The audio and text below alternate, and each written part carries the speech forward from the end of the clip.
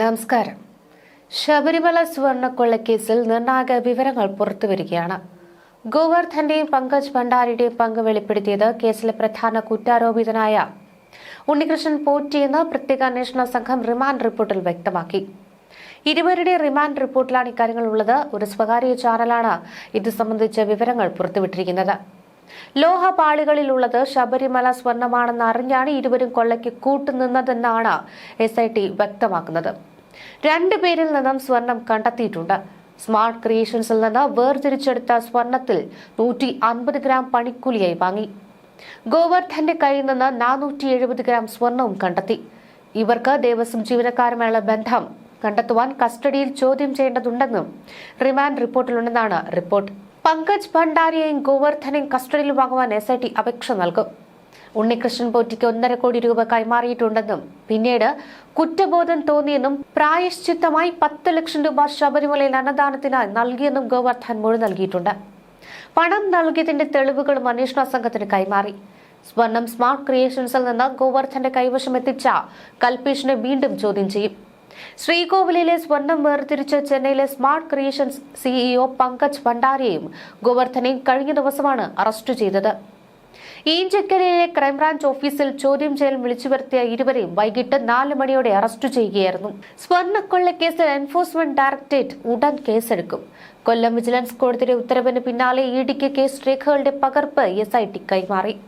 പ്രതികളുടെ റിമാൻഡ് റിപ്പോർട്ടുകളും മൊഴികളും അന്വേഷണ വിവരങ്ങളും പിടിച്ചെടുത്ത രേഖകളും അടക്കം EDക്ക് ലഭിച്ചിട്ടുണ്ട്. ED കൊച്ചി യൂണിറ്റ് FIRന് തുല്യമായ ECIR രജിസ്റ്റർ ചെയ്യാൻ ഡൽഹിയിലെ ED ആസ്ഥാനത്തിന് അനുമതി തേടി. തിങ്കളാഴ്ചയോ ചൊവ്വാഴ്ചയോ കേസെടുക്കുമെന്നാണ് ED വൃത്തങ്ങൾ അറിയിക്കുന്നത്. റിമാൻഡിലുള്ള പ്രതികളുടെ മൊഴി രേഖപ്പെടുത്തിയ ശേഷം അവരെ പ്രതിയാക്കുകയും കസ്റ്റഡിയിൽ വാങ്ങുകയും ചെയ്യും. കള്ളപ്പണ ഇടപാടുകളാണ് ED അന്വേഷിക്കുന്നതെങ്കിലും സ്വർണം കടത്തിന്റെ അടക്കം വിവരങ്ങൾ പുറത്തുവരും. ഉണ്ണികൃഷ്ണൻ പോറ്റി, ദേവസ്വം ബോർഡ് മുൻ പ്രസിഡന്റുമാരായ N വാസു, A പത്മകുമാർ എന്നിവരെ അടക്കം പ്രതിയാക്കുമെന്നാണ് സൂചന. ED അറസ്റ്റ് ചെയ്താൽ 3 മുതൽ 6 മാസം വരെ ജാമ്യം നിഷേധിക്കപ്പെടാം. പ്രതികളുടെയും കുടുംബാംഗങ്ങളുടെയും സ്വത്ത് വരവ് കണക്കെടുപ്പ് ഉണ്ടാകും. കേസിന്റെ അന്വേഷണ രേഖകളെല്ലാം EDക്ക് നൽകുവാൻ കേസ് പരിഗണിക്കുന്ന വിജിലൻസ് കോടതി ഉത്തരവിട്ടതോടെ കേസിൽ കുറെ നാളുകളായി അവസരം പാർത്തിരിക്കുന്ന EDക്ക് ഇടപെടൽ കളമൊരുങ്ങുകയാണ്. കോടതി മേൽനോട്ടത്തിലുള്ള SIT അന്വേഷണത്തിൽ തന്നെ പ്രതിരോധത്തിലായിരിക്കുന്ന സർക്കാരിനും ഇടതുമുന്നണിക്കും കേന്ദ്ര അന്വേഷണം കൂടി വരുന്നുവെന്നത് നെഞ്ചിടിപ്പോടെ കാണാനാകും. ദീർഘകാലമായി ED അന്വേഷിക്കുന്ന കേസുകൾ പോലെ CPM-ഉം മുഖ്യമന്ത്രിയുമായിട്ടുള്ള BJPയുടെ രാഷ്ട്രീയ ഒത്തുതീർപ്പിനുള്ള മറ്റൊരു കേസായി ഇത് മാറുമെന്ന ആരോപണമാണ് പ്രതിപക്ഷം ഉന്നയിക്കുന്നത്. ED കേസ് ഏറ്റെടുക്കുമ്പോൾ ലഭ്യമായ വിവരങ്ങളുടെ അടിസ്ഥാനത്തിൽ ആദ്യം ECIR case information report register ചെയ്യും. ഇത് പോലീസ് FIRന് സമാനമാണ്. പക്ഷേ അതുപോലെ പൊതുരേഖയല്ല. കുറ്റാരോപിതരെയും കേസുമായി ബന്ധപ്പെട്ട മറ്റുള്ളവരെയും വിളിച്ചു വരുത്തി മൊഴിയെടുക്കുക, ആവശ്യമെങ്കിൽ അറസ്റ്റ് ചെയ്യുക, റെയ്ഡ് ഉൾപ്പെടെയുള്ള നടപടികൾ സ്വീകരിക്കുക, കള്ളപ്പണത്തിന് തത്തുല്യമായ വസ്തുവകകൾ കണ്ടുകെട്ടുക തുടങ്ങിയ നടപടികൾ തുടർന്നുണ്ടാകും. പ്രത്യേക അന്വേഷണ സംഘം പ്രതികളാക്കിയവരുടെ പിന്നിലുള്ളവരുടെ മുഴുവൻ ഇടപാടുകളും അന്വേഷിക്കുവാനാണ് EDയുടെ തീരുമാനം. ഇപ്പോൾ റിമാൻഡിലുള്ള ഉണ്ണികൃഷ്ണൻ പോറ്റി, ദേവസ്വം മുൻ president A Padmakumar, administrative officer B Murari Babu തുടങ്ങിയവരെ ചോദ്യം ചെയ്യും. അറസ്റ്റും രേഖപ്പെടുത്തും. 474.9 ഗ്രാം സ്വർണം കൊള്ളയടിച്ചവർക്ക് പുറമെ ഒത്താശ നൽകിയവരിലേക്കും അന്വേഷണം നീളുകയാണ്.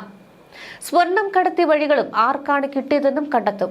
കൊള്ള നടന്ന കാലത്തെ ദേവസ്വം ബോർഡ് അംഗങ്ങൾ, ഉന്നത ഉദ്യോഗസ്ഥർ, അവരുടെ ബന്ധങ്ങൾ എന്നിവയും അന്വേഷിക്കും. ഇവർക്ക് പിന്നിൽ പ്രവർത്തിച്ചവരുണ്ടോ, അവർ തട്ടിപ്പിന്റെ വിഹിതം കൈപ്പറ്റിയോ തുടങ്ങിയവയും അന്വേഷിക്കും.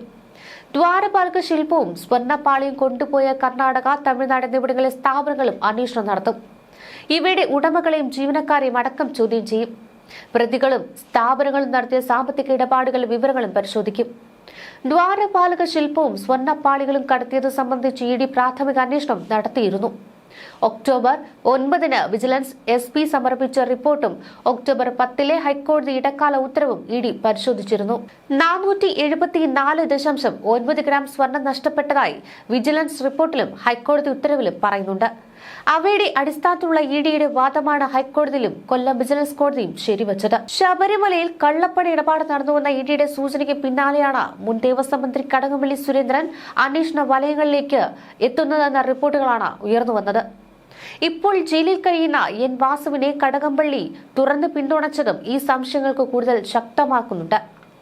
വാസു സത്യസന്ധനാണെന്ന് തനിക്ക് വിശ്വാസമുണ്ടെന്നും താൻ മന്ത്രിയായിരിക്കെ ഫയലുകളിൽ ഒപ്പിട്ടത് അദ്ദേഹത്തിന്റെ ഔദ്യോഗിക നടപടിയായിരുന്നുവെന്നും കടകംപള്ളി വ്യക്തമാക്കിയത് ഇഡി നിരുപദ്രവകരമായി കാണുന്നില്ല. മുഖ്യമന്ത്രി പിണറായി വിജയന്റെയും കടകംപള്ളിയുടെയും വിശ്വസ്തനായി വാസു പ്രവർത്തിച്ചിരുന്നുവെന്ന ധാരണയാണ് ഇഡിയുടെ നിരീക്ഷണത്തിന് അടിസ്ഥാനം. കമ്മീഷണറായിരുന്ന കാലത്തും ദേവസ്വം ബോർഡ് പ്രസിഡന്റ് ആയിരുന്ന കാലത്തും സർക്കാർ നയിക്കുന്ന കാര്യങ്ങളിൽ നിർണായക തീരുമാനങ്ങൾ വാസുവാണ് എടുത്തതെന്നും സ്ത്രീ പ്രവേശനം ഉൾപ്പെടുന്ന വിവാദ വിഷയങ്ങളിലും പ്രധാന പങ്ക് വഹിച്ചതെന്നും ഇഡി സംശയിക്കുന്നുണ്ട്.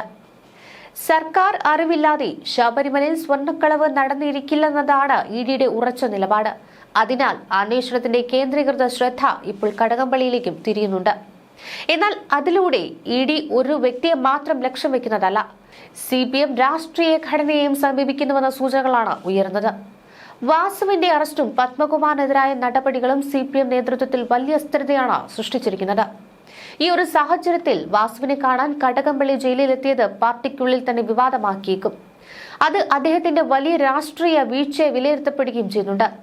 വാസു മൊഴിമാറ്റാൻ സാധ്യതയുള്ള സാഹചര്യത്തിൽ കടകംപള്ളി സ്വസംരക്ഷണ നീക്കത്തിലാണെന്നാണ് ഇഡി വിലയിരുത്തുന്നത്. പാർട്ടിയിലെ ചില നേതാക്കളുടെ ദൂതനായിട്ടാണ് അദ്ദേഹം വാസുവിനെ കണ്ടതെന്ന ആരോപണവും ഉയർന്നുണ്ട്. അതേസമയം അന്വേഷണത്തിൽ നിർണായക വഴിത്തിരിവ് സൃഷ്ടിച്ചത് കോടതിയാണ്. തെരഞ്ഞെടുപ്പ് വിജ്ഞാപനത്തിന് ശേഷം അന്വേഷണത്തിന് പുരോഗതിയില്ലെന്ന് ഹൈക്കോടതി തുറന്നടിച്ചു.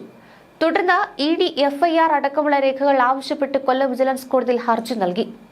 SITയുടെ കടുത്ത എതിർപ്പുകൾക്കിടയിലും കോടതിയിൽ ഇഡിക്ക് അന്വേഷണം തുടരുവാനുള്ള അനുമതി നൽകുകയും ചെയ്തു. ഒരു കാലത്ത് ഹൈക്കോടതിയുടെ പ്രശംസ നേടിയിരുന്ന പ്രത്യേക അന്വേഷണ സംഘത്തിനാണ് ഇപ്പോൾ കോടതി തന്നെ പക്ഷപാതിത്വവും അന്വേഷണത്തിലെ വീഴ്ചകളും ചൂണ്ടിക്കാട്ടേണ്ടി വന്നതും.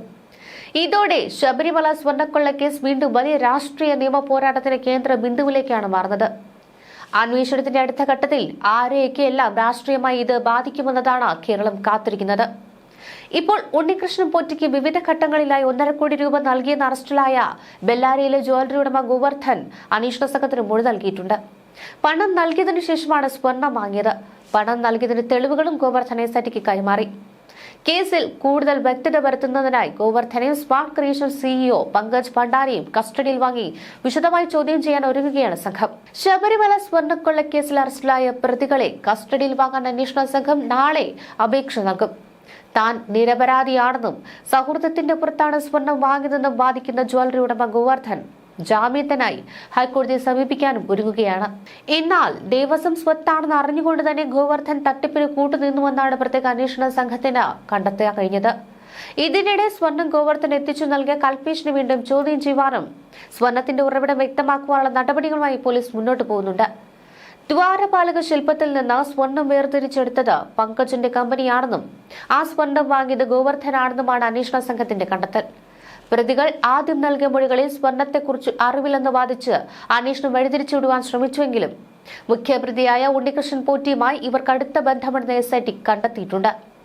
സ്പോൺസർഷിപ്പ് ഇടനിലക്കാരനാണെന്ന വ്യാജന നിയമ നടപടികളിൽ നിന്ന് രക്ഷപ്പെടുവാനുള്ള ഇവരുടെ ശ്രമങ്ങളെ തള്ളിക്കളഞ്ഞ അന്വേഷണ സംഘം കൃത്യമായ തെളിവുകളുടെ അടിസ്ഥാനത്തിലാണ് ഇരുവർക്കുമെതിരെ നടപടി സ്വീകരിച്ചിരിക്കുന്നത്.